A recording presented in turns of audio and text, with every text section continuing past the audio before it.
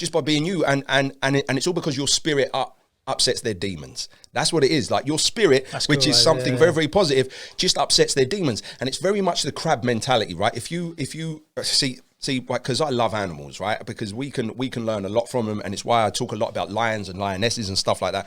But you know, the crab mentality is if you've got like a pot of crabs, right, and one scurries over to the side, like puts its claw over the side, puts its leg over and tries to get out, the other crabs, by their nature, will scurry over to it and not help it out or try to get out themselves. They want to pull that crab back in. They want to pull him back in. That's what they do, is pull him back in. So people want to pull you down to their level. Why? Because you're out there like a beacon of light, doing good, doing well, doing positive and productive things, like a beacon of light, showing other people. And what is that light doing? It's shining a light on all their inadequacies, right? It's shining a light on all their failings, on all their negativity. And it's what we were saying, that people don't like to be shown that stuff. They don't like to stand in front of the mirror and take accountability. Yeah, I mean, I could speak about that all day, like, because it's all to do with like human nature, like. Yeah, definitely. Well, we can speak about it. Oh, there we go. Let's have a little chat whilst we're here. Yeah. Right. Jamie, thanks for coming in, mate. I'm going to give you a bit of an introduction to start. The floor is yours. Yeah, so first of all, I put a message in a Swansea Facebook group, just saying, does anyone know anyone with a positive message who can come forward, come on the podcast? And someone tagged you. So I took a look into you, had a look at your TED Talk and stuff. I come across your story. Your message is about how deadly one punch can be, and sadly how you lost your nephew Connor in 2012. So I want to just have a chat with you, just kind of put the message out there, because I feel like so many people don't see the dangers of it, and I think it definitely needs to be highlighted. So thanks for coming in, mate. And it's an absolute blessing and privilege. Thank you very much, and I'm very, very honoured and humbled that you've asked me to come in, because when you have got a message and when you do want to get something across, it's that case of you will take any opportunity, and something like this that I feel someone yourself is doing this for all the right reasons. It's a place where I definitely want to be. But I would say that when 2012 was a real catalyst of kind of change for me. Massively. It was like when my life was turned upside down, myself and my family. But going kind of back from then, like I 2012, I needed to step up to the plate to be a leader. Yeah. And this came into play. I think because of the training that I had ever since I was younger. And it was like the leadership skills were kind of like evident in me ever since I was young. I mean, when I go into schools and colleges and universities and stuff like now, I will ask them to not deal so much in the excuses that they give. Really, really look for reasons. I mean, if you can give me a good reason as to why something is how it is and you are how you are, then I will listen to you all day long. But don't go giving me excuses. So it's like I will go through like a little bit of a list with them, and I'll say, look, hands up anyone whose dad left them when they were young. Hands up who grew up on a rough council estate, full of drug dealers, drug users, witness to domestic violence. You were bullied when you were young. Someone in your family died and you're suffering from grief. Like someone in your family, was murdered in a violent attack. That if you've been diagnosed with a superpower of like ADHD, mild OCD, mild autism, like all this stuff, and like their hands will go up and down, but my hand will stay up throughout. But it's like because of that environment in which I grew up in, with loads of drug dealers, drug users, violence and stuff. Like I've never tried a cigarette in my life. I've never tried a drug in my life. Why? Because I knew the power of the word no. Like back when I was younger, and even though I had like this older peer pressure, to do naughty things. It's like, it's one of those that, no, I knew the power of the word no. And that's what set me up throughout my life, I think, and was evident for these leadership skills back in, back when I was younger, because I've got the utmost respect for people. Do you know who make bad decisions? Who make bad decisions, they go down the wrong path, and then all of a sudden, like they will serve their time, but they've been naughty, they've been nasty, and then they come back and they do something positive and productive with what it is they've been through. Like I've got enormous amount of respect for them people, but the most respect that I've got is for the people like me that had all that environment, they had all that influence, and yet they still said no. They still made the big choices. They still made the choices that were right. Yeah, the hardest choices, but with the hardest choices comes the greatest rewards. So, for me to not be influenced by that, because I will go into like young offender institutes and I will say, look, why is it you battered that person to death? Like, why is it you killed them? Like, what? Yeah, because my dad left me. Oh, because I was bullied when I was young, because I had all this environment around. And I was like, well, look, I had exactly the same as that. But listen, why am I not some drug-crazed psychopath going out hurting people? So yeah, I've got the utmost respect for people that show leadership qualities like right from the off. And it was something that was evident in me when I was younger, that actually bared, it paid me back and paid me dividends back in 2012 when literally like my life was turned upside down, like myself and my family. Listen, we got a phone call the early hours in the morning and my sister said to me, listen, you need to travel like 4 hours, like from Swansea down to Brighton. Connor's in the hospital. He's busted up bad. And I thought to myself, like, right, okay, like he's in the hospital, so it must be bad, but he's in the best place because he's in the hospital. I didn't know at that time that my sister had been given the news that there was 99% that my nephew wouldn't make it. Like she withheld all the important information from me. She needed to make it serious enough for her baby brother to drive 4 hours to say his final goodbyes to my nephew, but kind of withhold the real important information as to take away the risk of me kind of like driving like a lunatic and possibly crashing. Yeah, what a place of insight for her to be able to just do that in that time. And in that moment, a great lesson that she absorbed the impact. She absorbed the impact of life at that moment for my benefit. And it's something that my sister keeps on teaching me on a daily basis. It's like she's a massive inspiration to me. But it's like she done it for my benefit. So going into a hospital is one thing, but going into an intensive care unit is something completely different. That's a game changer right there. And when I saw my nephew laying on his bed, with a neck brace on, tubes coming out his mouth and stuff, and his chest going up and down, and that's not him breathing, that's the life support machine doing it for him, surrounded by family members, yeah, I knew the game had changed. And I knew then that I had to put my sister's lesson into play for me. Yeah. That I needed to be there for them. That whatever my family needed right at that moment was something that I needed to be there for them. And I had like a little bit of a motto and a little bit of a belief system that I used to do my grieving in the evening. I used to be there for my family, in the aftermath of it all.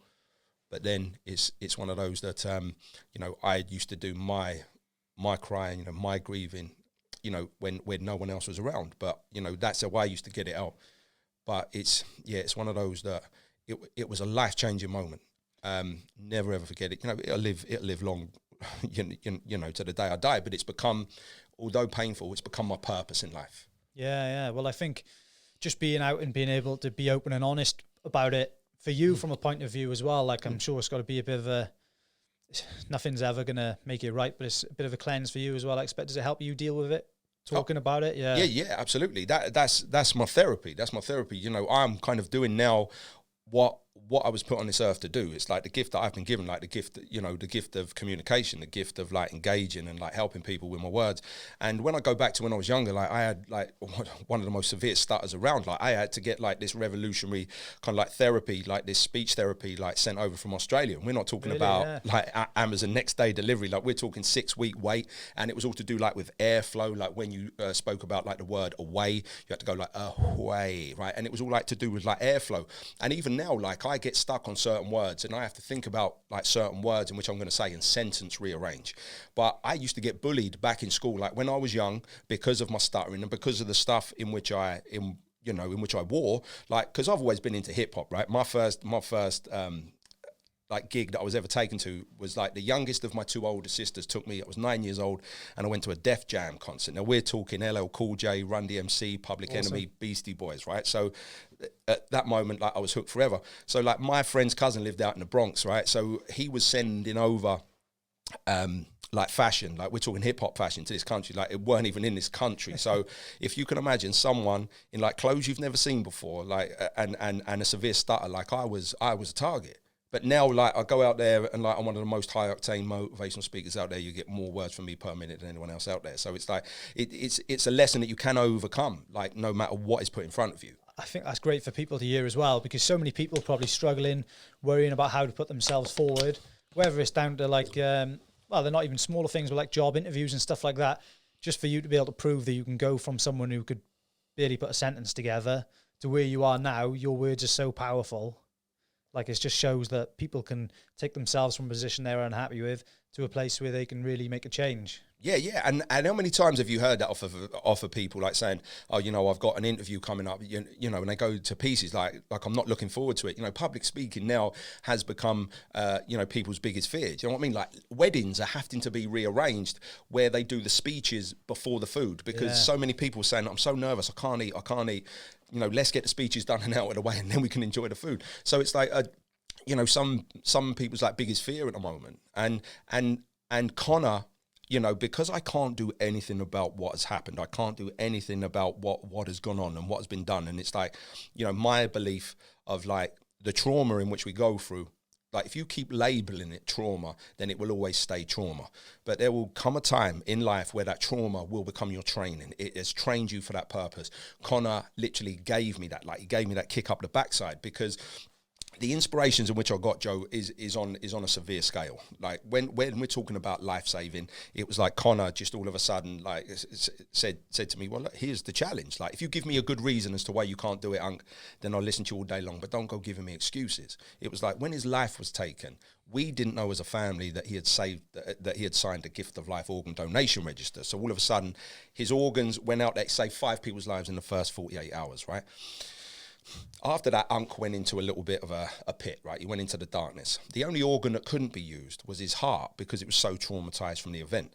So his heart valves were put into storage. 7 months after the incident, we get the life that he saved the life, like one of his heart valves saved the life of a 10-month-old baby girl. My curly-haired princess Tilly was 10 months old at that time. I knew what it was like to be the dad of a 10-month-old baby girl. Empathize with that.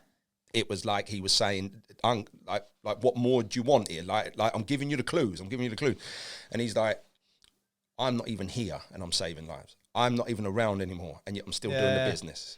Unc, you're broke but not broken. You're down but not out. Listen, dust yourself off. Let's go.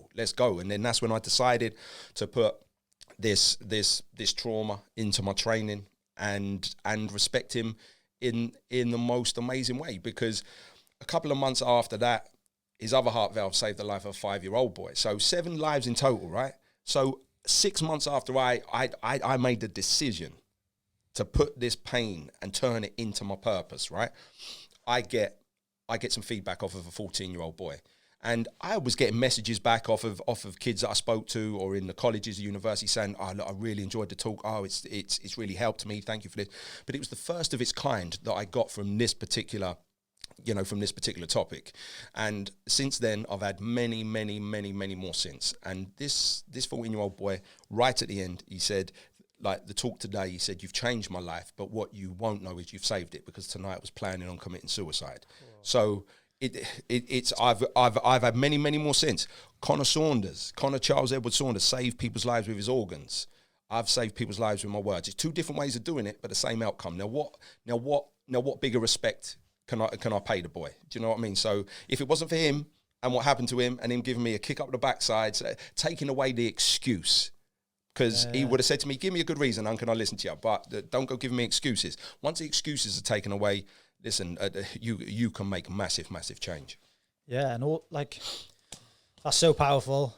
You had me emotional here for a second, I gotta be honest, mate. And just for him to, you know, sign that piece of paper to save people's lives with wanting no thanks whatsoever, because you were saying none of you knew, that is just pure power, isn't it? That is... He'd done things without bragging. He'd done things without saying. And even at his celebration of life, we're getting people tapping us on the shoulder, telling us stories about Connor Saunders. It was like a little old man. He said, "Yeah, when my grandson was in a car crash, it was like Connor came up to me and made me tea, and he was there before my family, and he went and sat with this old guy for 2 hours." Do you know what I mean? It's like little notes in his flowers.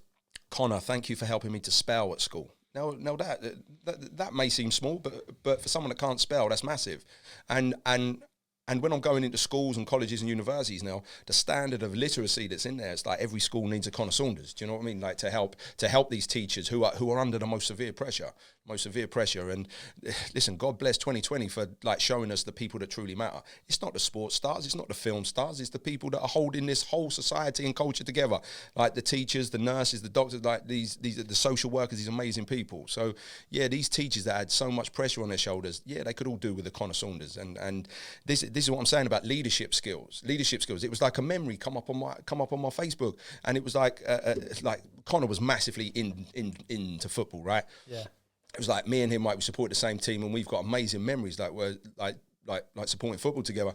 But it said that you know when you've got the name of the player, it's got like a little write up about him, and it's like Connor Saunders, centre back. It's like it leads by example. Like he's the captain of the team, right? But leads by example. Just like his idol John Terry, you know, he will always put his head where people fear to put their feet. Like, and right then, so he's a leader. So what does that show me that I've got to be in life, that I've got to be for my family? Do you know what I mean? That I've got to be a leader, and I've got to be for other people that can't, even strangers that are struggling in life. I've got to be a leader.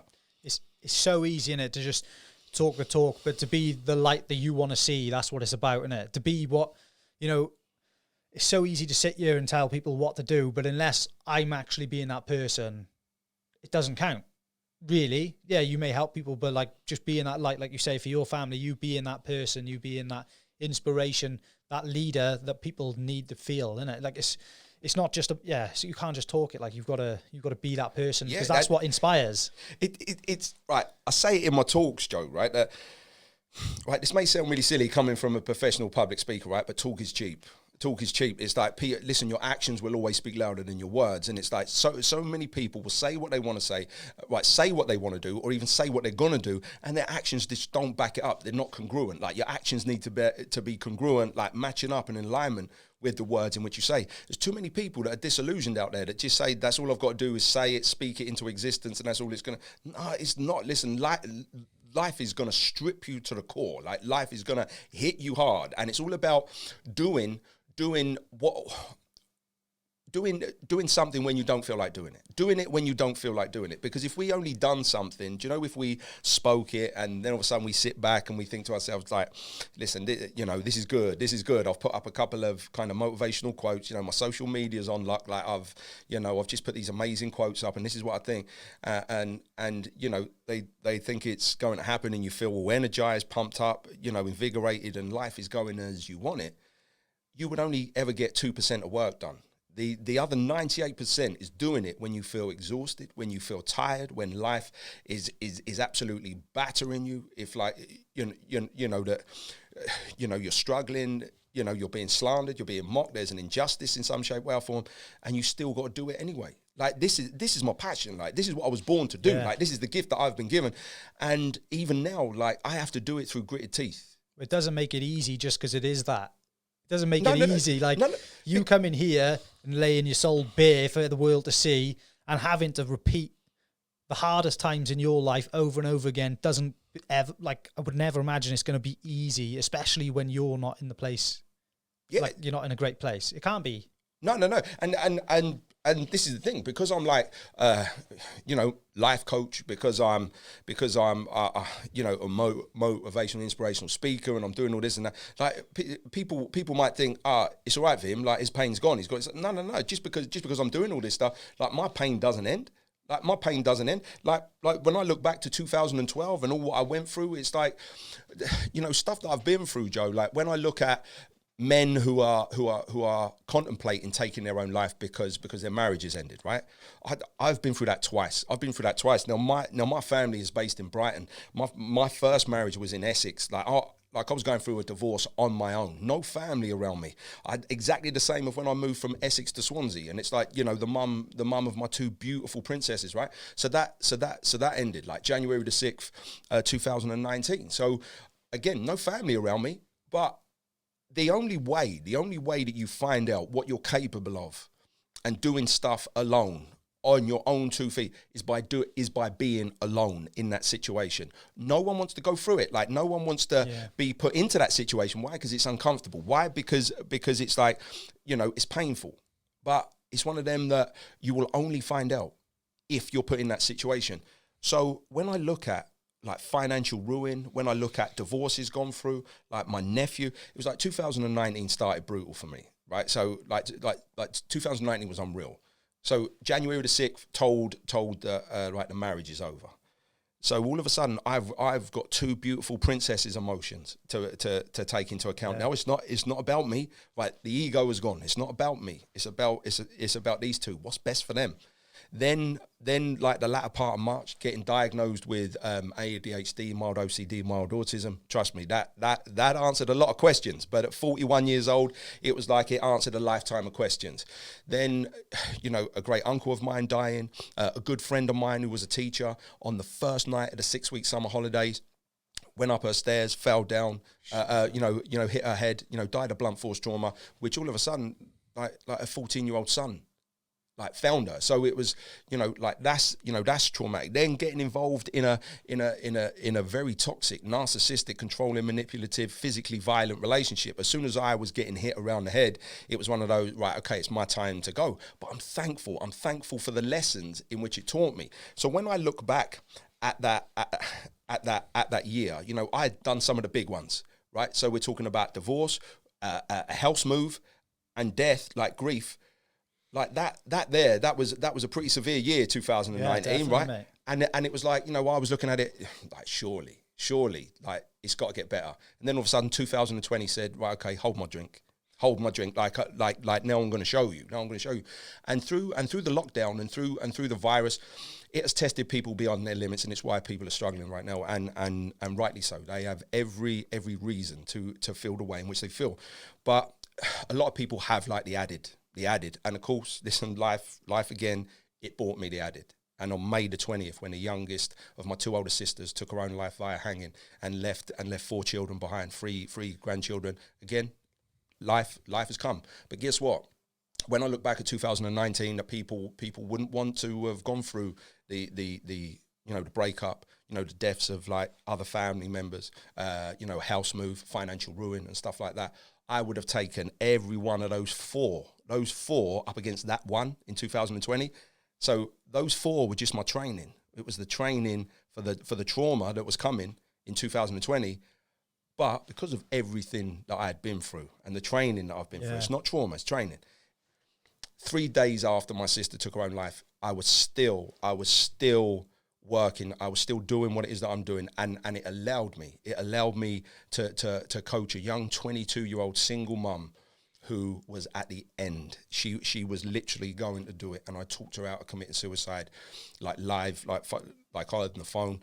But it's because of everything that I'd been through to prepare me for that moment. I can't change anything, Joe, because back in 2012, it allowed me to experience life in its most severe form, but also to deal with and analyze and get rid of guilt. Guilt is a massive thing for people. Mate, 100%. And guilt, I was feeling guilty. Why wasn't I there to protect my nephew that night? Why did I have to be 234 miles away from my nephew? Why wasn't I there? Even if he had to be hit from behind, why wasn't I there to catch him? So it's like I put this massive kind of like guilt trip over myself. But now, because I've dealt with it, because I've gone through it and experienced it, and I'm at peace with it, I got the news from my sister, which broke my heart into a million pieces. But I knew what kind of person she was. She was fiery. She was formidable. She was ferocious. She was unbelievably funny, kind, but she was battling the demons. And at that moment, I had to become ferocious. I had to become formidable. I had to become fiery, just like my sister. But I didn't feel guilty about it. I knew there was nothing that I could do. There's nothing, because I dealt with it. And I don't want that to sound cold. I don't want that to sound harsh. But it's because I'd been through it, and I've learned from it. And it brought me to a place where I could be the best possible me, especially 3 days after my sister took her own life. Because if I was racked with guilt, and I wouldn't have been able to have taken that phone call. Yeah. So, mate, that's a lot. That's a lot to take for one person, and just being able to process it and try and turn these negatives into a positive to help that other lady. That's an amazing thing in itself. And I think, it's such a difficult thing to do because we want to harbour guilt for everyone else as well. We don't want to just hold on to our own. We want to try and help everyone else so much as well. And when we don't, we do take that upon ourselves. But I think as well, just from like feeling down and stuff, I think there's only one person who can actually help you, and that's you. Do you know what I mean? To a degree, like the words you say are powerful, and you've helped thousands of people. There's no doubt you've triggered something in them that's created the change, innit? You're like the trigger to them for their change. But yes, it's hard to explain, but I know exactly what you're saying. Like people say, oh, James, like you're inspirational, you're motivational, blah, blah. And I said, no. Like what I've just done is I've just reminded you of what already is within. Like, because listen, I haven't got an S on my chest. Do you know what I mean? It's like, I'm not Superman, do you know? But I've just made the decisions at that given moment. And it's like what we were talking about as well, Joe. Listen, we have never been prepared for every trial that we've gone through, but yet we're still standing. So we've got to give ourselves credit, but we are hell bent on putting so much pressure on ourselves, like harbouring guilt and regret and our self-worth and our self-esteem. This is why it is an absolute killer, and it's why people are suffering so much. But when I go and speak to people, it's like the day that I really kind of like shed a load, and I mean a load of pressure from myself, is when I realised that I would not change and help 100% of the people 100% of the time. Like I can go into a prison, right, or a young offender institute, and I'll speak to the inmates, and some of them are in tears, like remorseful. How can I put this right? What can I do? I felt that, and then like there's other people there, you know, other inmates are like, nah, not for me. Like I'm just going to go out and do exactly the same thing. And I could speak to that inmate for 23 hours out of the 24 and still not make a change. But yet I could speak to 23 other inmates for an hour at a time and change every single one of them. So you've got to learn. You've got to learn where you can make the change, where you can make the difference, where you will be most benefit, and where you're wasting your time. And you've got to get out of that environment if it's not beneficial to you. 100%, mate. I think it's a timing thing with a lot of people as well. Maybe they're shut off, or their ego isn't allowing them to even listen. You know, they're not in a place where they can take on board what you're saying, because what you're saying is really powerful. But I think it's the fear inside of them that's stopping them from listening, probably. Yeah, sometimes because it's like it's a mirror on them, isn't it? It's like this is what you're doing. This is what you're doing. I don't want to fucking pay attention to this because it scares me, and I've got to face up the facts about who I am, and I can't do that. Yeah. You know? Yeah. I'm going to stay in the dark, and I'm going to ignore that about myself, and then also, and everything will be all right. But, you know, when you're not changing anything, how can you possibly expect your life to change? It's like, it just doesn't work. It's not right. It's the definition of insanity, isn't it? You do the same things fit. Over and expect different results. It just doesn't fit. And it's like, I will say to people, look, you can stand up at a window pointing at whoever, you know, it's his fault, it's her fault, it's their fault, it's society's fault, it's the government's fault, it's Brexit's fault, it's the virus's fault. And listen, you can point and blame, but what you need to do is you need to step away from the window and you need to go and stand in front of the mirror, because there's the problem. There's the problem right in front of you. But also, you know, the good thing is there's the answer as well. It's the answer to all your problems. If you want to change something and look at something in a different way, then it will change. Then it will change for you. But so many people just in the blame game.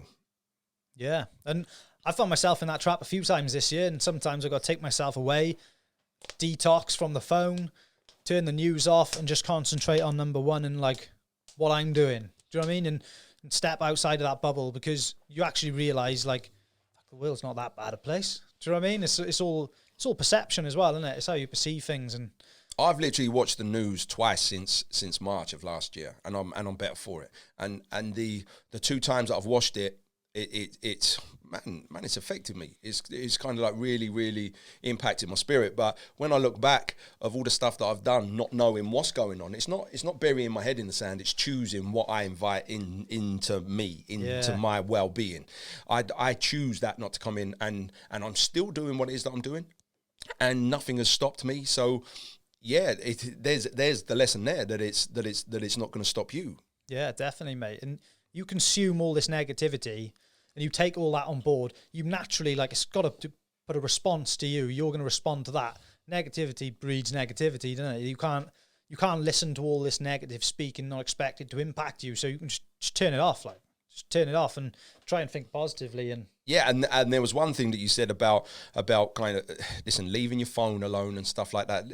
Listen, we can't ignore the fact that, you know, one of the biggest correspondents of like people's mental health and detrimental well-being and their diminishing well-being has coincided with like the emergence of like the social media and the stuff that we do online just by being on there. Do you know, listen, there is social media depression.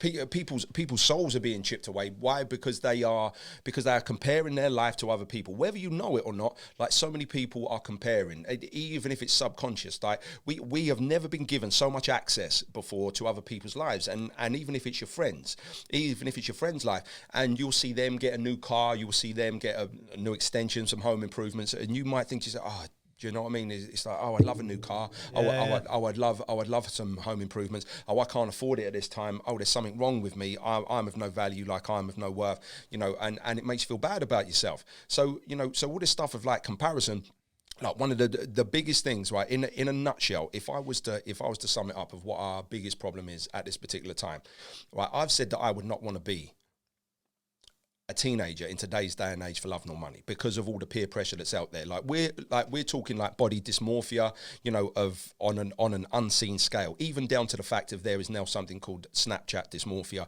that people want to look like their Snapchat filters, right? So they want work done on themselves to look like their Snapchat filters. So all this stuff that we're being impacted by, like I wouldn't want to be around that at a very, very vulnerable age, a very influential age that will shape you in ways that you could never, ever have imagined. But when I look back, so there's heightened pressure. But when I look back to our nan and our granddads, well, even our mums and our dads, nan and granddads, great nans, great granddads, they had a higher natural resilience.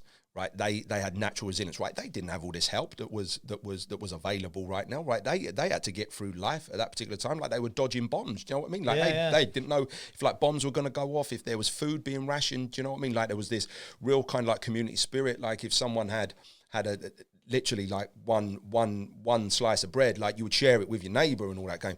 Whereas like now, because there's a heightened pressure but lower natural resilience, that void that's in the middle. There's the problem. And what I need to do is try to heighten people's natural resilience, because we can do nothing about the social media that's out there. We can't do anything about how people choose to spend their life on social media and what they're influenced by and what they do via the internet. So it's like a case of, to try and heighten their natural resilience again, to try and catch up to the pressure. That's all I'm trying to do right now, because it seems that the world's pressures are being put on younger and younger and younger shoulders right now. Totally agree with you, mate. The whole phone thing, like, I was probably a teenager when Facebook came out. So I got into Facebook and stuff then, as you do. But now, I imagine like 10 years time, you've got a kid whose parent, like say me, I'm not going to personally do this, but I see it. They've got their kid on Facebook or whatever, got embarrassing pictures of their kid on Facebook. One of their friends, when they're a teenager, then adds their mum on Facebook, finds all these photos. Like, your whole life is it's such an easy place for someone to like be able to pick on you and stuff. And if you haven't got that resilience, it's going to be really difficult to beat. Because I couldn't imagine now being 14, in school, insecure, worried about this, that, and the other. And then someone pulls out a photo of me from 5 years before where I'm doing something stupid as a young... like that shit's going to happen soon, isn't it? Of course it is. And it's, you know, it's one of those that... I said I was bullied, right? And I knew that when I walked out the school gates, that's it. My evening was my own. Like, the bullying would stop. And now it's 24/7. It's relentless. And it's like something like Snapchat, when someone can literally say something like, "You were a mistake, do me a favor, hang yourself, listen, go jump off a bridge, do us all a favor, blah, blah." You know, that stuff can be there for 5 to 10 seconds, but it stays up in the mind forever. Do you know what I mean? Like it'll come up on the screen, flash there, it's gone, because they've put a time limit on it, but it stays upstairs. It stays upstairs in the mind regardless. When you're like our age, you can kind of see it for what it is, can't you? You can see, well, maybe you can, some people can't, I suppose, but you can see that you got like this person who's portraying this hate on you. It's from something deep down inside of them, and they're just reflecting their fears onto you. But when you're that young, you don't even see it like that. You can't, you don't know these things, do you? You don't see that, they're just doing it because that's how they're feeling about themselves. It's so hard at that age to think that way. And I just wonder, well, you're doing it, aren't you? You're going out there, you're telling them and I like to speak from personal experience as well, and that's why I'm thankful for the lessons that are brought to me. Not like the severity or the harshness of them, but I am in a way, because if it's severe and it's harsh, we tend to take the lesson on very, very quickly, and it's like us as human beings, like we need to be told stuff time and time again before something settles inside us, and we learn the lesson, like we learn it, and that's why life will keep bringing the lessons. But why? Because we didn't learn it the first time. So when you're on social media, like you've got quite a bit of control over who's in your circle. You can block people, like you can kind of limit the people as to who sees what. Yeah. But when I went and done my TED talk, it was one of those that when you get put on the TED YouTube channel, it's like it's open season. Like you can't control what people are saying, right? Millions of people like on TED talks in there. Of course, and it's a very, very popular thing. And I was very, very honoured and privileged to be asked to do one. And like when I went and done one on this particular subject of like one punch murder and manslaughter, I then, the comments below it, amazing, right? Like people saying like there's 2 or 3 on there saying this is the best TED talk that I've seen. You're the best speaker that I've seen. Who's this guy? Man, he's giving me goosebumps. Oh, I'd never watched these talks, but you had me engaged right from the first word. And yeah, that's lovely. And what that does is that reminds me that what I do is good and for the right reasons, and that I'm fulfilling my purpose, right? But what really motivates me is when someone talks about my nephew. Like there was a comment that was on there 7 hours, like speaking about the photo that I used of him 7 hours before his life was taken, the last picture ever taken of that young man. And when you get a comment which says anyone with that haircut deserves to be punched in the face, and if a 14-year-old can kill you with one punch, then you deserve to die. Like that's the kind of hatred that I was like dealing with. And a lot of people will freely admit, like, you can say what you want about me, but bring my family into it, then it's a different ball game, right? So this is what I was dealing with and what I was faced with. I let that affect me for 5 seconds, and then I said something that was very, very powerful. I said, thank you. I said, thank you for this comment, because guess what? This guy has now inspired me, has poured fuel on the fire to go out and inspire another 1,000 schools, another 1,000 universities, another 1,000 prisons, another 1,000 young offender institutes. Thank you very much. But I chose to let that negative comment, but then also have pity on them. On them to think, man, I'm glad I'm receiving the hate as opposed to giving it, because that's coming from a real place of bitterness, and I'm glad I'm not that person. But now I can stand in front of kids in schools literally saying, listen, do you know this hatred that you're going to get? Do you know the vileness that you're going to get? It doesn't make it true, right? It doesn't make it true first and foremost, right? It doesn't define you as a person. It's nothing personal. It's their issues and not them. It's their insecurities and not yours. It's their failings, not yours, right? They see something in you. They see something in you that they're scared of. They see something in you they're jealous of. They see something. So be proud of that, because guess what? I said, because when I was getting bullied at school for the fashion in which I wore, like the hip hop fashion, I said, listen, I'm not only a dad, I said, I'm a granddad now, 43 years old, and there's still not many granddads that can rock a cap and a tracksuit and trainers and make it look that good. So I'm staying true to my hip hop roots. But now, do you know when I speak, Joe, right? When I go out and speak, if people don't know my name, they'll go like, who's the guy? Who's the guy that looks like a gangster? Who's the guy that looks like he's gonna mug you? Who's the guy that looks like a drug dealer? That guy. I want him speaking at my corporate event. I want him speaking at my school. I want him speak, because they don't know my name, but they know me by like look, and because I haven't changed and I've stayed true to myself, it's now benefiting me. And I say to these youngsters who are being bullied, listen, you're being bullied because you're different. But you have to be different to make a difference in this world. Yeah. You can't blend in and make a difference. Like, you weren't born to blend in, you were born to stand out. And they've shown you that early. Now take it, make something of it, and because there'll be a time you'll be at the top of the mountain enjoying the view, and they'll be breaking their neck looking up at you. 100% agree, mate. Because I know when I was in school, there was 100 things that I wish I could do, but never had the confidence to break out of the bubble of friends that I was in, because I always felt like there was going to be judgment there. You know, like I've always, wanted to be creative, do something like this and stuff, but I always felt like there was always that element of fear that stopped me because we were going to be different. Whereas like you now, rocking your hip hop clothes, doing your talking, you're different. But if you started turning up in a suit and stuff, it's just a facade, isn't it? It's Absolutely. not you. Absolutely. And that's what people have said to me in the past, Joe. They've said to me, like, wear a suit, dress smart, and you'll get more speaking gigs. And I'm like, do you want me to lie?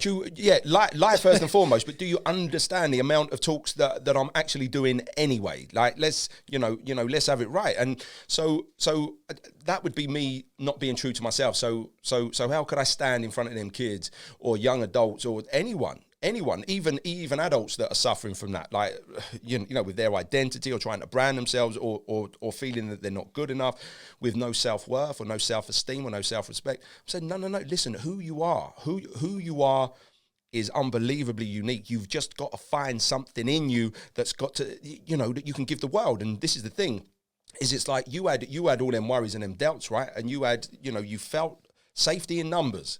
And I'm a massive quality as opposed to quantity kind of guy. Like, I would rather be in a pride of lions than a flock of sheep. Like, because flock of sheep, you're talking about greater numbers, but like being a lot more dumb as well. It's because we're talking about like dumb and numbers. Like, but the pride of lions, it's like an incredible thing, and it's a stronger unit.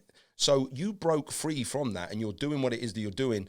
Where you didn't realize, this is where I like to challenge people, is like, if you don't go out and do it, like you're disrespecting yourself, but you're actually disrespecting other people as well, because there's people that need you in their life in some shape, way or form. There are people that need to hear your podcast, Joe. So it's like, for what you're doing, you're getting people in, even though you felt like kind of scared or apprehensive, fearful of doing it. But you have kind of stayed true, and you finally got over the finish line, like staying true to your creative side by doing this and bringing in all these life experiences. Someone hearing it can become their survival guide. Definitely, mate. So without you knowing it, it's like you were disrespecting people by not bringing yourself in here, getting these mics on lock and kind of getting people in and kind of giving people like the real experience. 100%, mate. And that's why as well I've had to strip back another layer now, because we're in such a weird time. I feel like it's a danger. We could lose it all by doing it now, but this is when people need to hear it. Now, a lot of people are in a struggle. This is the time. I'm going to get hate for doing these podcasts at this day and age. We've got the screen up. It's all safe as far as I'm concerned. We've got to strip it back and realize what it is. I feel like this is going to do far more good than bad. Mm-hmm. This is what it's all about. You're here sharing your story. I only want to have people in here, everyone's got a story as far as I'm concerned, and everyone can help someone. So we just got to make it happen and strip that fear back and just keep rolling, innit? And what people need to realize is no matter what you do in life, no matter what you do, no matter how positive or productive or well-meaning or well-being it is, you will always get the hate. You will always get the hate. Like, you're not 100% of the people are going to like you for what you're doing just by being you. And it's all because your spirit upsets their demons. That's what it is. Like, your spirit, which is something very, very positive, just upsets their demons. And it's very much the crab mentality, right? If you see, because I love animals, right? Because we can learn a lot from them, and it's why I talk a lot about lions and lionesses and stuff like that.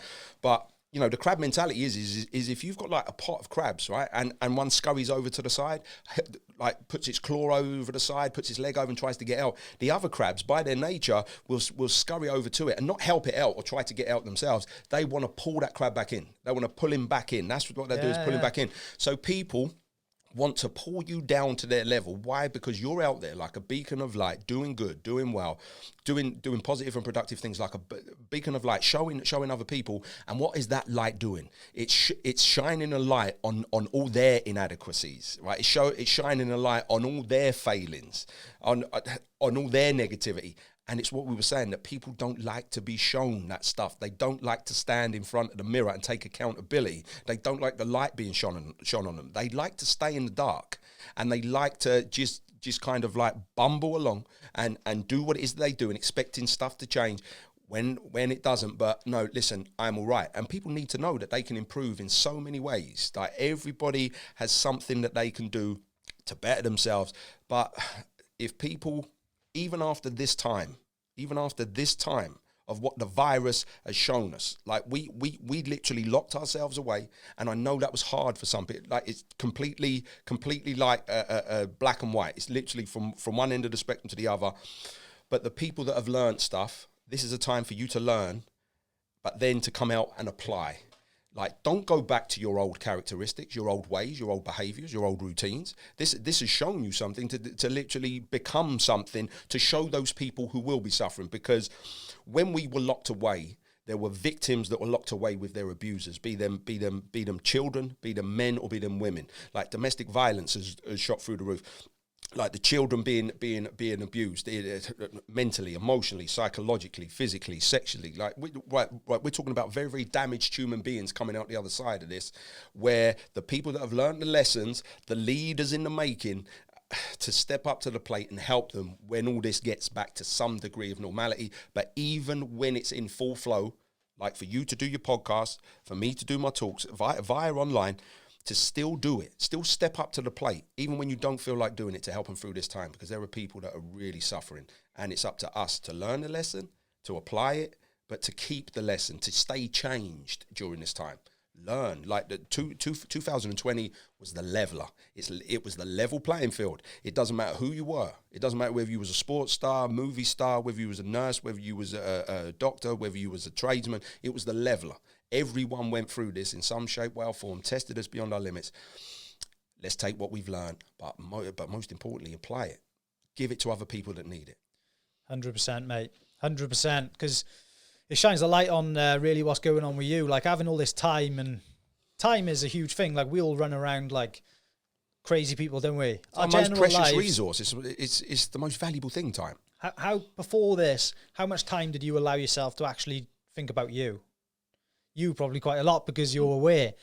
But I know for me and for a lot of people, this has been time of a reflection to really realise, fuck, what am I doing with myself? And that's great. And I really hope, like you said, these people take these lessons on and apply them and further themselves and try to help other people, because it's all good, well and good having these tools and using them on yourself, but you have got to try and spread it around a bit, haven't you? Because it's like the biggest gift, isn't it? Like when I get a message, and it's not, well, it is for me selfishly, and I want to help other people. But when I get a message saying like, oh, watch one of your podcasts, and to be fair, like this particular point hit me. And I'm like, it doesn't matter how many views he gets and whatever now. And over the next 10 years, in 10 years, someone could come back and listen to me and you talking in a year now, and that could be something that's really changed for them. So yeah, absolutely. Like, it's not about here now and in the next week, how's it performing? It's about, it's here forever for people to pick from. And that's what gives me an edge, right? That's what gives me an edge over other speakers, because a lot of speakers may be doing this stuff just for the here and now, for the praise. Listen, I don't care whether I'm speaking to 2,000 people at a corporate event or whether I'm speaking to 8 young carers in a youth centre basement for free. Like, I'm getting paid well for the corporate one, or I go and speak to them for free. Listen, those 8 young carers still get the fire from me. Like, they will get like all my energy, like all my passion, like they will get the best of me, right? It doesn't matter. But some people are just doing it for the here and now. But I'm not just doing it for the here and now. Like, I'm not just doing it to show my kids like what I'm capable of, because I know that life will come and hit them. And if they see how daddy has handled stuff now and has got over stuff now, they will then know what they are capable of in the future. Why? Because they've got daddy's DNA. Why? Because they've got daddy's heart. They are from the same bloodline. But I'm not just doing it now for my daughters. I'm not just doing it now for my grown-up son. I'm not doing it for my 2 beautiful grandsons. I'm doing it not just for my nieces and my nephews right now, and my great nieces and my great nephews right now. Like, I'm doing it for my great grandkids. That when life hits them, they will know that their great granddad is only the click of a button away. And they will be reminded that they can get through their test and their trial at that time. Why? Because I done it, and they're from the same bloodline. So that's what a lot of people have got to realize, is what you do right here and right now. There's so many little eyes watching you. There's so many little eyes looking up at you, and they will absorb all that. They will absorb all that, what they're doing, because like kids nowadays, listen, they're not fools. They're like little bloodhounds. Do you know what I mean? Like, they will sniff stuff out. You've got to show them by your actions, and it's exactly why I said, listen, actions will always speak louder than your words, and talk is cheap. Like, show them, model, show them what it is that they're capable of. It's your time. It's your opportunity. Like this, it doesn't matter if you feel broken inside. It doesn't matter if you feel destroyed inside. You still need to get up because those babies need you. And even when I feel like I haven't got any energy left in me, I feel exhausted. Like grief has all of a sudden hit me like a tidal wave again. I look at my babies and no, daddy's got to be there for them. But also I've got to think to myself that there's these little kids who are most probably getting beaten by their parents. Like no investment, no engagement. Like Joe, I'm dealing with kids in primary schools that are not just verbally aggressive anymore, not just physically aggressive anymore. Like kids are soiling themselves where they sit.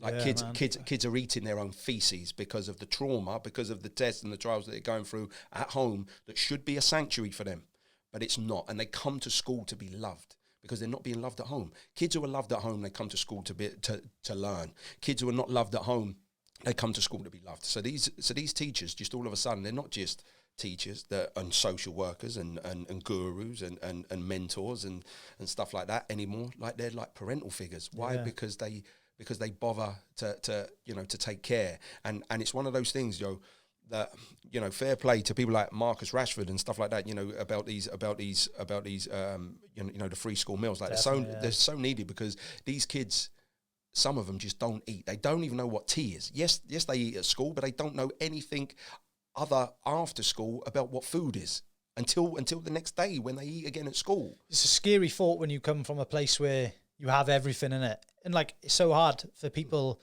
like myself and people in a similar position to me who've been given, it's a gift, isn't it? Like to have what I've had and other people have had of just like a healthy upbringing. And just to hear that these kids are going through that, it is scary. And I think like you definitely need to shine a light on that, and people need to know what's going on, don't they? And absolutely, because it's alien to you and it's alien to me. It's like growing up, even though I went through, like I was in that harsh environment and I was exposed to my mum, because there was 12 and 13 years difference between me and my two sisters, right? So I was like a proper baby, like when they was like young teens, you know what I mean? Like young women. So like I had like 3 mums, do you know what I mean? And they were like my rocks, like my two sisters. Like my mum, after my dad left me when I was young, it was like my mum never ever scrimped or scraped for me. Like I never wanted for anything, but she sacrificed for herself. There's the lesson there, the sacrifice. There's too many people that don't want to sacrifice stuff now, Joe, right? Because they're so entrenched and so ingrained in their bad habits, their bad routines, their old ways and what they do, like their bad negative behavior, that they're not prepared to sacrifice. There are people out there that say, yes, I want to develop. Yes, I want to get better. Right, okay, yes, I want to go on your coaching program even. But then, like, when it comes to doing it, excuses creep in. Like, there's other people say that I can't do it. Why? I can't afford it. Oh, okay, but how about all them takeaways that you have? How about the drink? How about the cigarettes? How about the sweets that you take? All them out of your life, you'll become a little bit more healthier, but also a lot better mentally. How much do you want it? Like, yeah, absolutely. But there's people that will always bring up them excuses, and it's why I don't like the excuses. Give me good reason as to why something can't happen or shouldn't be done. I will listen to you all day long, but don't go giving me excuses now. And it's like that's what I love. That's what I love about my sister. That's what I love about my mum. That's what I love about Connor. They've taken away the excuse for me, because when I get the daily, and I mean daily inspiration of my sister, like the mother of Connor and my brother-in-law getting up as parents of a murdered child. Like, I don't want to play grief trumps right now, right? But anyone that's kind of going through grief for a loved one, it's like grief is grief. Someone not being there, an absence is an absence. An empty place at the dinner table over Christmas or at birthday is an empty place, and it will smash you to pieces. But you have to be thankful, because if you're not dealing with child loss, which is the greatest, and in about 6 months, my man, like you will know what life is all about. Yeah. Trust me, right? When that blessing comes in about 6 months, you will know what it's like, right? You will feel a love that you have never ever felt before. The protectiveness coming from a man, especially if it's a little girl. If it's a little girl, just get ready to have your world rocked in ways that you could never ever imagine. But you become a little bit extra protective over little girls coming from dad. That's why they say, daddy's girls, mummy's boys, and stuff like that. But these blessings, like I say, like if you were dealing with child loss, if my sister gets up, if my brother-in-law gets up, and now my mum, because of my sister taking her own life as well, what excuse have I got? What excuse have I got? And because my excuse has been taken away, even though it feels uncomfortable, it feels a little bit awkward, like a lot of people need to get comfortable being uncomfortable because of what life brings to you on a daily basis, on a regular basis, that you have to be thankful. We are thankful. Do you know what? As a family, like we've spoken, my nephew's life was taken instantly, and I'm thankful for that. I'm thankful for that he didn't feel pain, that he wasn't scared in the build up to it happening, because my sister and my brother-in-law have made friends with other people all over the country and all over the world, of parents that have gone through the same thing, murder and manslaughter of a child. And you will then hear cases of someone who lost their daughter, but it was premeditated murder to do with a boyfriend, and he tortured her 2 hours before, and she would have been in fear, she would have been in pain, she would have been hurting. So you have to look for the small crumbs of comfort in life. You have to look for the small. People nowadays, they're so impatient, Joe, right? They're so impatient because we live in an instant generation. We want it now, instant gratification, instant satisfaction, that we don't want to put in. We don't want to put in effort. People want to put in minimum effort to get maximum reward. You have to flip it, right? You have to put in maximum effort to get minimum reward. And we have to look for the small things. People want massive, big, elaborate change to happen to them all in one go. That's not good. That's not healthy, because we will be ungrateful for that. We will become bored very, very easily if we don't have to work for it. And my analogy is this, right? That if you can imagine, right, a wrecking ball, like a crane, a wrecking ball next to a jewellery store, right? And we're talking about a couple of big swings. It smashes that jewellery store to pieces, and you're left with a massive mound of rubble. Would you go looking through all that rubble for tiny little diamonds? Probably. Because they're so valuable. Yeah. They're so valuable. They're so small in size, you will have to look through big, massive bricks, blocks, like wood, to find these diamonds that are worth thousands upon thousands upon thousands of pounds, loads and loads of diamonds, that you would go looking for it. And that's life in general, that you have to look through the debris, you have to look through the destruction of your life for tiny little bits of positive, for tiny little bits of things to be thankful for. Like, you have to look for, like in yourself, to change yourself. Little bits at a time. If you're a better person today than what you was yesterday, then you're winning. It's just so many people just want to get to the reward at the end. They want to be the full article. Listen, people want to be in my position, to be as resilient as I am, to deal with stuff in the way in which I deal with it. But I realize, listen, I'm 43 now. Like, if I look at ever since life from when I was 6 years old, I haven't covered over anything. I have allowed myself to feel life, to experience life, to deal with life as it happens. I deal with a lot of addicts and stuff like that all of a sudden, like, they may be the late 20s, early 30s. They may have started drugs in their teens, like, and they're scared. They're scared because of all this stuff that's happening. They may have been off drugs for like 6 months. And I'm saying, well, do you know why? Because the first time you are meeting yourself. For the first time, and for the first time, you are experiencing life with no wallpaper. Like, you've tried to wallpaper over the cracks. The drugs, the drink, it numbed life. Guess what? Life is always life, and it will always be there. So as soon as you come off the drugs, as soon as you come off the drink, and you realize it and you experience it, that's why it's daunting. But because you haven't emotionally involved since you was a mid to late teen, you are still that mentally. I don't care whether you're late 20s, early 30s, 40s, you're still there. So for the first time, you're meeting yourself. So a lot of people, they want to be where I am, but I'm like, well, are you prepared to put in like the 37 years then?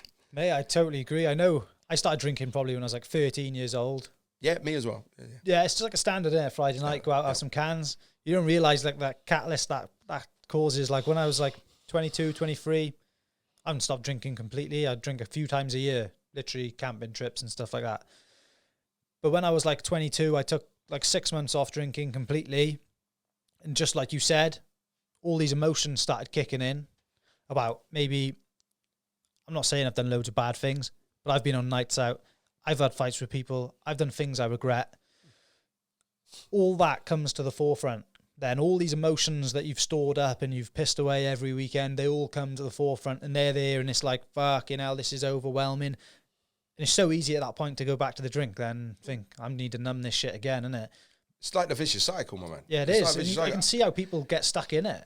And it's so hard to get out, and that's why it's so hard, because you're in that vicious cycle, and it's rotating one way. What you have to do is, with all the work in which you put in, it's not going to be a massive elaborate change straight away. You have to slow down the momentum first, to then stop the cycle in its tracks, to then start the momentum again in the positive way. And then once 6 months down the line, a year down the line, 2 years down the line, you'll be pleased that you did, because positivity is like climbing a mountain. Negativity is like sliding down it. But because positivity and doing positive things, even though you're out there, you will, like I say, people will bring the negativity. Like even when I was out there doing like my, you know, my TEDx talk, that even though I was speaking about a nephew that had been killed, I was bearing my soul, and like people were still bringing a lot of negativity. Like, but you can't kind of have power over people's perceptions of you either.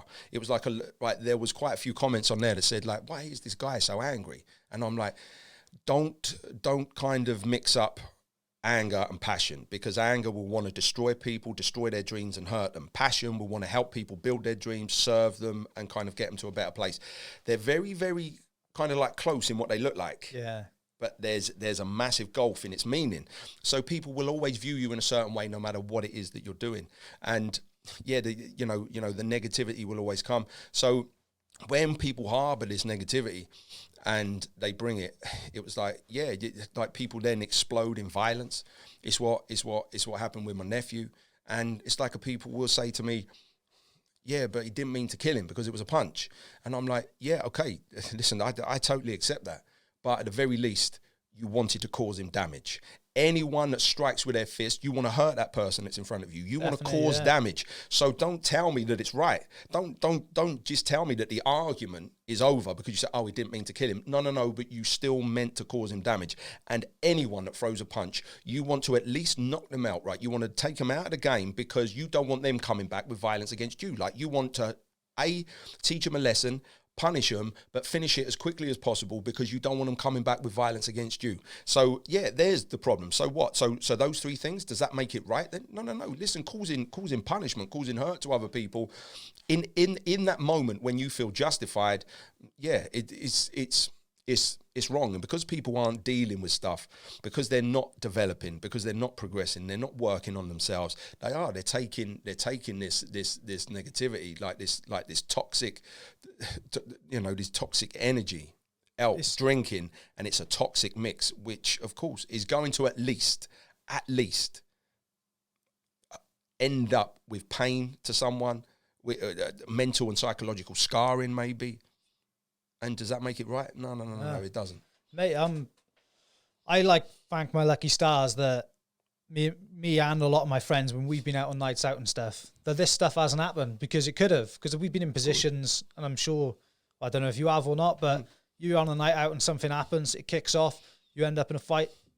I'd say there's probably 90% of males have been in that position. And it's so easy to escalate from that to the one punch murder or the... And listen to me right now. Right, I don't care how big or bad you are, the big bad man you think you are. Listen, never underestimate the psychological damage it will do to you if someone dies in front of your eyes. Someone dies because of you and because of your actions. At that moment, like, you might be properly gassed up, you might be like adrenaline. Yeah, look at this. But trust me, like, listen, the reality will soon come back. The reaper will soon come to reap your thoughts, your dreams, your mindset. I go into these young offender institutes, right, and we're talking about youngsters that have to kill to get into a gang, right? Just kill someone, so someone regular, just an ordinary member of the public, to show their loyalty, right? That's insane. But it's also designed to mentally keep them in the gang, because they've got one over on you because you've done that, right? But these big bad gangsters who are in like young offender institutes, prisons. Do you know what? Do you know when like the doors close of their cell last thing at night, the lights turn off and the hush descends over the units?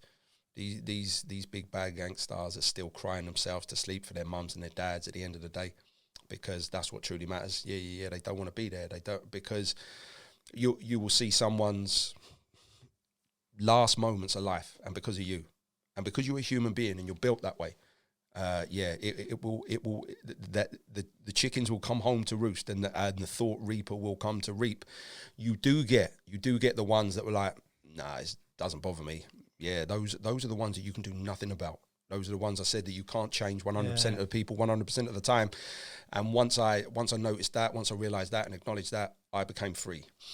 But one of the biggest things, Joe, in life, it's massive. It's so hard to do, because I've had people saying, like, why is this guy so angry, like, when he speaks? And like I said, it's passion, because I'm very, very passionate about my nephew. And it's why I'm so, I speak with so much passion and so much authority, because, when my nephew was killed on April the 14th, April the 15th, his voice was taken away. So I have to speak for two, right? Now it's just up to game. It's just gone up levels because of my sister. I'm now speaking for free because their voices aren't here anymore.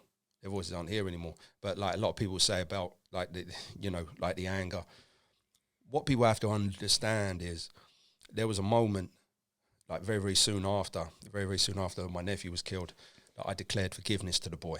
I emotionally, like psychologically, and I verbally spoke it. I was on my lounge floor on a rug, and it was like I was praying for like strength to do it, and I kept putting it off, but then I said the words, and I said the words of like forgiveness, and I realised at that time that I wasn't setting him free, I was setting myself free. Yeah, 100%. Because how could I pay the ultimate respect to my nephew, the ultimate like gratitude, and be appreciative of him, and do the best work in his honour and fulfil my purpose if I was full of bitterness and hatred?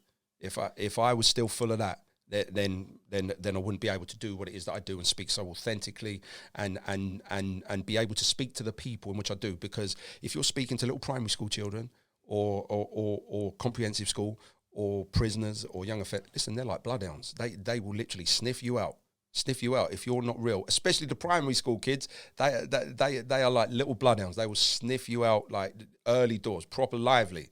It's all they know as well, isn't it? At that age, you only know real, really, don't you? You don't exactly, because they haven't, to a certain degree, they haven't had like the impression of life kind of put on them. But a lot of them, oh my goodness, they have like just adult world thrown at them, where these youngsters are experiencing stuff that adults shouldn't even be experiencing. So I've got to be there for them, and I'm then go back to my thankful thinking. That I'm thankful that I didn't experience that as a kid, but I've got the tools for them. I've got the hope, and I can speak to them, and I would be doing them a disservice. I would be doing them a disrespect if I weren't doing it. So there again, it takes away the excuse for me not to do it, my man. Yeah. And it's like these kids need me. So if the responsibility has been bestowed upon my shoulders, that can feel like a weight sometimes, but listen, I don't ask for like lighter weight. I ask for stronger shoulders in which to carry them, because it's it's one of those that we have to do it for for other people. And when you do it for other people, yeah, you're doing it for the right reasons, and you will shine like a beacon to others, and you will stand out from the crowd. It's like what we were talking about. Listen, like the podcast field has become a wash. The motivational speaker field has become a wash. Like everyone wants to do a podcast now. We're doing one. Everyone wants to become a motivational speaker. Listen, if you're doing it for the right reasons and getting the right people on with the real kind of authentic stories and for the right reasons, and you're doing it for the right reasons yourself, listen, my talks will stand out. Your podcast will stand out, and it doesn't matter about the sheep. It doesn't matter about the sheep. That's why we've got to be lions. And like lions do not get worried about the opinions of sheep, and let them flock. Let them be a wash. Let them be like a flock. Yeah, let's just keep to the pride, my man, and kind of 100%, mate. And roar loudly. Like, I respect it completely. And the passion you speak with, mate, I feel like you're only going to inspire so many more people, and I want to like wish you all the best with going forward and smashing it. One question I wouldn't mind asking is like, I didn't realise you went into primary schools. I'd like to know how do you not obviously change your message, but how do you alter it for like a youngster to listen to at that age? Do you change it at all? Or yeah, absolutely. Right. I still bring the fire. I'm still kind of like tenacious with how I say it, and they like that. Of course, like I will use like toned down versions. Like when I'm speaking about my nephew, like one of the big aspects is like I use kind of like medical terminology, and I use medical slides. Like we're talking about stuff high grade where people will. In the past they've been sick, they fainted, they've walked out, right? They haven't seen, right? They didn't want to see that. And I say, well, look, see this thing that you saw? Myself and my family, we can't walk away from that. Like we can't close our eyes and pretend it's not happening. Like we know that this has happened, and like happened to a loved one. And it's like, although it's an uncomfortable battle to be in, it's like being in a trench, right? So it's like, trenches, when we look back at our ancestors being in trenches, that's where battles were won. That's where wars were won, and ultimately where like heroes were made. So if you're in a trench, like absolutely. So you know, be thankful for the opportunity to actually maybe become a hero and win a battle in a war in which you're in. So when I go in and I speak to the babies, it's like it's one of them that my terminology is different, but I still bring the fire, still bring the heat. But something that I'm very, very pleased about, Joe, is it's like, no matter what environment in which I've spoken in, but we're talking some of the harshest, we're to prisons, like young offender institutes, and I've been threatened to be stabbed and all this, like I will shank you, fam. Like if we was outside, I would do this, I would do that to you. And that's some of the best feedback I've ever got, like from one of the young offenders when he said to me at the end, like, for the first 10 minutes, I wanted to punch you in the face, he said. But from like minute 11, it was as if you were speaking to me, and I had to kind of like hold my hands up that, you know, what you speaking was real and blah, blah, blah.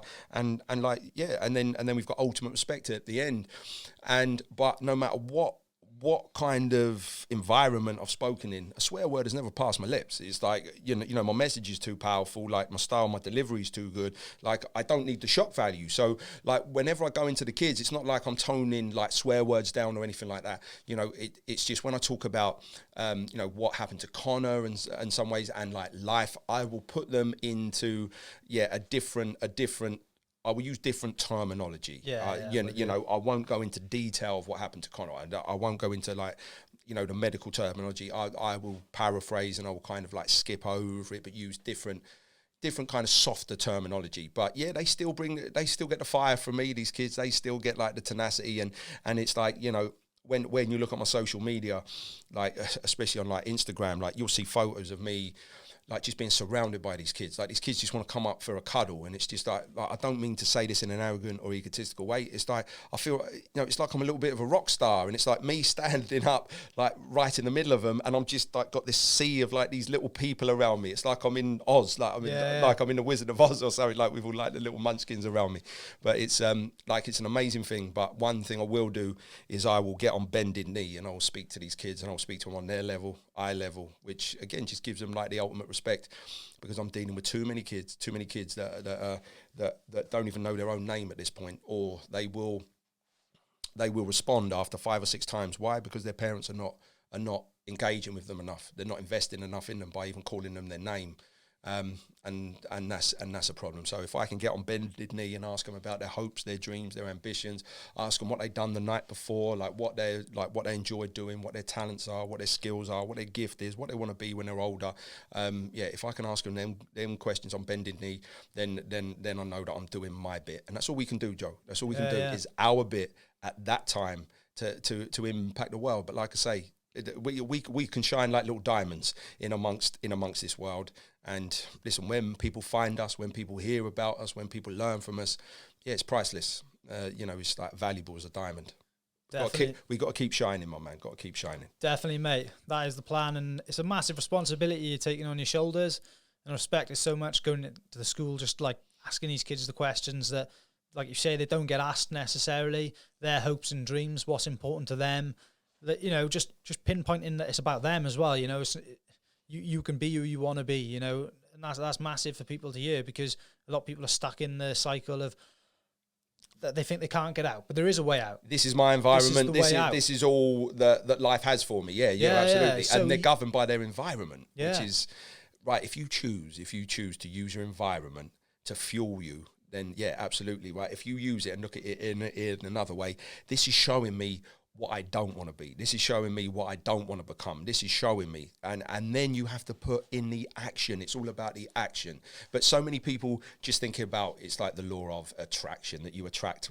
Listen, come on. Like you got to take away the A, the T and the R of attraction. It's all about the law of action. Like you got to do what it is that needs doing at any given moment, and even doing it when you don't feel like doing it to get to where it is you want to get to. You've got to go through in order to get to, you'll get to. Like literally, like your destination. It doesn't matter about where you start; it's about how you finish. And let me tell you, it's like broken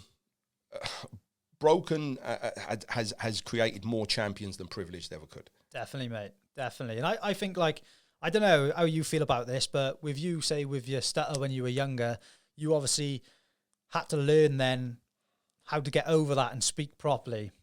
But you don't just stop there where everyone else lies, as in where their vocabulary is, because you've learned how to learn, you probably overtook these people like who are just like myself, like someone who's just an average sort of speaker. Yeah, who took it for granted. Yeah, who took it for granted because you've learned how to speak. You don't just stop where they are, maybe, you know, you take it to the next level, and that's why your words become so powerful as well. It's obviously from your heart, from the passion, but it's also from the fact that you've learned how to learn. Like it's just come natural to us, whereas you've had to fight for it. So it means so much more to you, and it comes across so much more powerful, doesn't it? It's like, absolutely, and it's like you are thankful then, right? I know it sounds strange, but you are thankful for the tests in which you go through. Why? Because it then becomes a testimony for other people, and it does help you in other situations, right? Just very, very quickly, right? I can remember like starting up kickboxing, right? Because I say that even though that was all my environment, the only kind of violence that I ever got into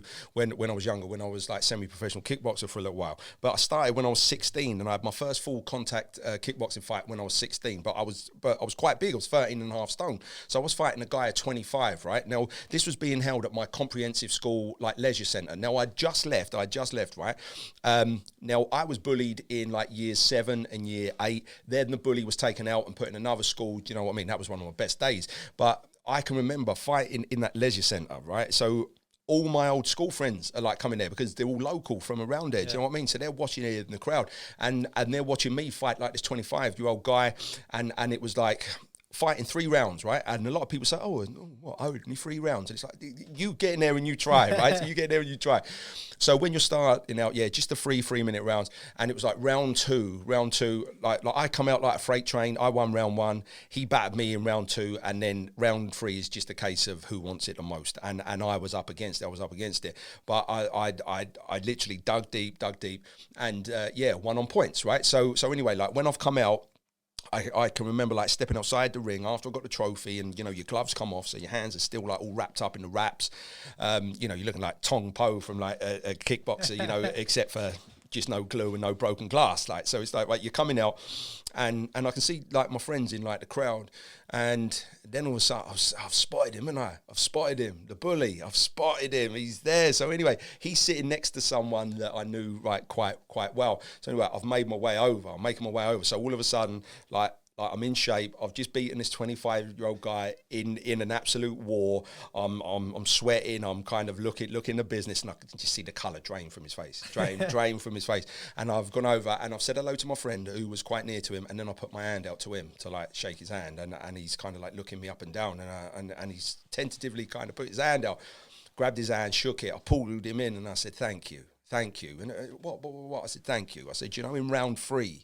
When I was absolutely struggling, when I said it was you that I was thinking about. It's you that I was thinking about. It was you that pulled me through. It was you that gave me the victory. Thank you so much for what you done to me back in the day, because you pulled me through. So that little bit of a test all of a sudden became my testimony to win my first fight when I was a 16-year-old up against a 25-year-old. And you can use that as like an analogy of like life. Do you know what I mean? Listen, if anyone tries to hurt you in the past, you can take it into the ring of life, and kind of come out. Yes, it is a fight, life. It is a fight. And it's one of those, you will have your good rounds, you will have your bad rounds.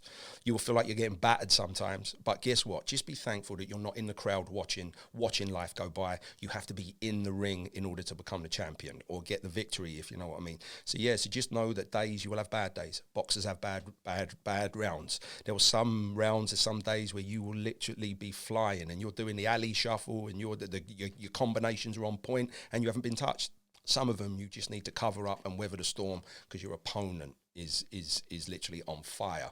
But ultimately, listen, if you're like someone like Tyson Fury when you're on the canvas, it's only up to you to get up. It's only up to you. He didn't have his dad. He didn't have any corner men. He didn't have his nutritionist. He didn't in the ring at that point. Yeah, they helped building up to the fight. But when he had to get up off of the canvas to kind of set up the second fight against Deontay Wilder, he had to get up himself, and it is quite literally, do you know what I mean? I look at Tyson Fury and think that is the second best boxing comeback story ever, the second best, and we can learn a lot from that. What's the first best? I want to know. What's the first best? We're talking. Because I I've only been into boxing in the recent years, so for me, like that Tyson Fury comeback. See, I'm a massive boxing fan, and it's one of those that even when you go and look at the first guy ever to defeat Mike Tyson, James Buster Douglas, Buster, right? The guy that he wasn't given a chance. Like the world's media didn't want to speak to him, but you have to realise that when he was knocked down and he got back up, and then that was in round 8. Round 9, he weathered the storm in round 9, which then set him up to throw his combination of the uppercut, left, right, left, boom, to see Mike Tyson down. He becomes world champion. But then people realised or then found out that his mum died 23 days before the fight. So he could have either curled up and died with his mum or come out fighting for his mum. But his mum declared to the world, like, no, none of the world's media wanted to speak to James Buster Douglas, but they went and spoke to her. So how is your boy going to get on against the baddest man on the planet? She said, my baby, like 6'10", like 18 stone, like my baby is not just going to beat Mike Tyson, but he's going to knock him out. And like James Buster Douglas said, that when I was down, like there on the count of 6 in round 8, the switch went off. I remembered what my mum had said. And the promise that she had made. I had to keep that promise. But it's not the greatest comeback. Listen, for the greatest comeback story, Jim Braddock. Go and watch the Cinderella Man. That's what he's like, from rags to riches. This guy, what he went through in order to beat like the world heavyweight champion Max Baer, like this guy who had literally killed a guy in the ring, put another one in hospital. He was formidable. He went through, like, during the Great Depression. He was a very promising boxer. Jim Braddock. The Great Depression happened, and then he was on benefits, and he was having to beg for money off of these people in Madison Square Gardens, like the big promoters. And it was like he then literally got a chance of like a little bit of a pity fight, right? A pity fight for like $75. Like, one of the promoters, like, who believed in him, gave him one of these pity fights just to be like a bit of a punch bag for the other guy. Yeah. But he won it because he was like quite kind of relaxed. But he used that $75 to go and buy groceries. Like, Tyson Fury's never had to do that. Deontay Wilder's never had to do that. Like Anthony Joshua's never had to do that. To go and put electric and like water into his apartment. Why? Because his kids were taken away from him. Kids were taken away because of the conditions of where he was living. And when he then got given another chance, and because he was relaxed, like Jim was probably relaxed. Now, bearing in mind, he had broken a hand, right? He had broken bones in his hand, and it hadn't set properly. The doctor said it's going to cost you X amount to break it and reset it. He said, I haven't got that money. Give me another fight. I'll purposely break it, and then you can reset it after that fight, right? So because of his damaged hand, he was working down on the docks, right? Getting all these big, like, massive sacks of rice in, and he was having to use this metal hook to literally dig into the bags, to then kind of load up with this other guy, but use his weak hand. Well, what was that doing? That was strengthening his left. Yeah. That was strengthening the left. So that's the kind of stuff that he had to do. And when he kept winning these fights, his wife thought that the promoter was taking like the mick out of him and taking advantage of him. She didn't realise then that when she knocked on his apartment door, that the promoter and his wife literally had a table and chairs in their entire apartment. He sold every belonging that he had to let Jim Braddock have a training camp and to sponsor him, right? So again, sacrifice, believing in someone, going through the trenches, let's say. To then he worked his way up to kind of fight against Max Baer, and they said to him, "Are you scared about fighting Max Baer?" He said, "No, this is a walk in the park." He said, "I've seen my kids being taken away from me." He said, "That's the nightmare." He said, "This walk in the park." He ends up beating Max Baer and becoming the world heavyweight champion again. That's the greatest comeback story ever. And listen, I know people have their opinions, but like I say, Tyson Fury, massive respect to the man and what he's doing, like especially with mental health and stuff. Incredible guy. You know, he comes a very close second. But that's why I say, you know, boxing is like a great analogy to life, that you just literally go round by round. Don't go thinking about the next round. Don't go thinking about tomorrow. Enjoy your day, the 86,400 seconds that you have in the day. Even if you have to break down your day into 24 manageable hourly chunks to take away overwhelm of the day. Just get through that hour, get through that day. Worry about the next round tomorrow, because you don't want to be fighting someone in a boxing match in round 3 and worrying about what you're going to do in round 10.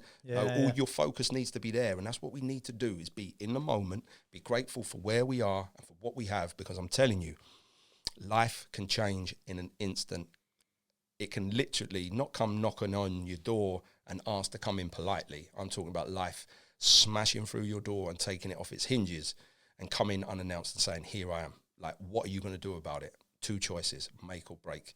I don't do breaking like people, like when I've got my sister around me, when I've got like my mum and, you know, I've got the memory of my nephew, I've got the memory of my other sister. Yeah, I can't break. I can't break. That's the choice, the excuse that's been taken away from me. I can't break. And it pays me well. It literally in what I get back and who I am as a person. And that kind of stuff, you can't put a price on. No. Mate, massive respect to you. You've blown my mind in here today, to be honest. It's great to have a conversation with someone who's so open and honest about these topics as well. So thank you very much for coming in. It's been a real honour, man. and a real blessing, a real privilege. And, I've loved it. It's been a pleasure to meet you. You as well. I don't want to cut you short by any means, but I feel like we could it's go like for we days. Could go man. on we all could definitely day, go for days. All day. But I want to say, like, I'd love to have you in again in the future. I would love to come in again. I hope that things come back to some sort of normality. You can get in these schools. You can do what's needed, because it definitely is, mate. It's powerful what you're doing. Respect you so much, and thank you very much. And for the people, can you tell them where we can find you? Yeah, on social media, on Instagram, it's at Grief Preacher, just all one word, Grief Preacher. It's the same on YouTube as well. But yeah, Facebook is Jamie Denyer, Denyer. And yeah, listen, if anyone needs any advice, they want to reach out, they want to tell me something, yeah, like I'm there for them. You know, that's a promise that I can make to them, because I made a promise to my nephew on his intensive care unit bed that I said, I'll be there for your family. I am going to be there for your family as much as I can. I won't let them fall. People will know your name, and it's a promise that I'm keeping. And we have to realise that when we make promises and we keep them, that's when things change. But too many people have made us promises in the past, broken them. It's made us feel disheartened and discouraged. But yeah, we can't go adding to that. If we make a promise, let's keep it. And I'll make a promise to people that if you reach out to me, that I'll be there for you. I help you in whichever way that I can.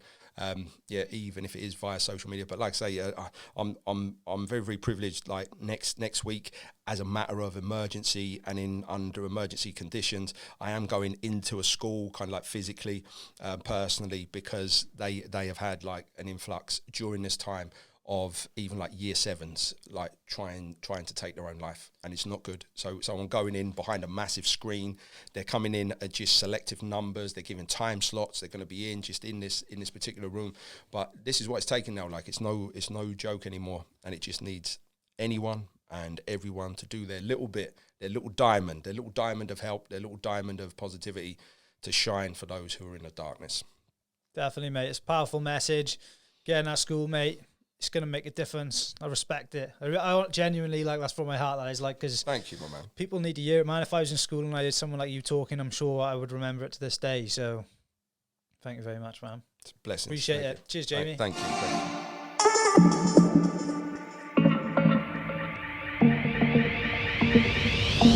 Experience Real Podcast.